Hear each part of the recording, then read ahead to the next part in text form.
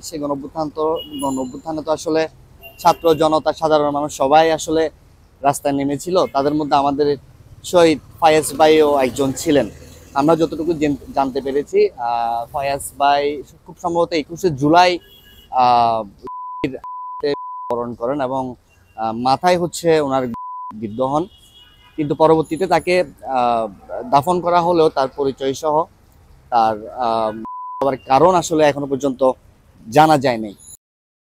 তো লাস্ট হচ্ছে হাইকোর্টের নির্দেশ অনুসারে হচ্ছে ওনার উত্তোলন করে ওনার পরিচয়, তারপর হচ্ছে ওনার মারা যাওয়ার যে কারণ, সেই কারণটা উদ্ঘাটনের কথা বলা হয়েছে। আমার বড় ভাই, আমি ওনার ভগ্নিপতি। কিন্তু সরকার এই যে উত্তোলন করছে, কইরা পোস্টমর্টম করতেছে, কিন্তু এই বিচার হওয়া বাংলাদেশের মাটিতে দরকার। মানে আমাদের ছাত্রদের উপর যখন নির্বিচারে প্যাসিস্ট বাহিনী, এরপরে হচ্ছে উনি আমাদের মানে আসলে এগুলা দেখে আর উনি বসে থাকতে পারে নাই। উনি চলে গেছে আন্দোলনে গিয়ে হচ্ছে উনি আন্দোলন চলাকালীন অবস্থা উনি 21শে জুলাই উনি শহীদ হয়েছে।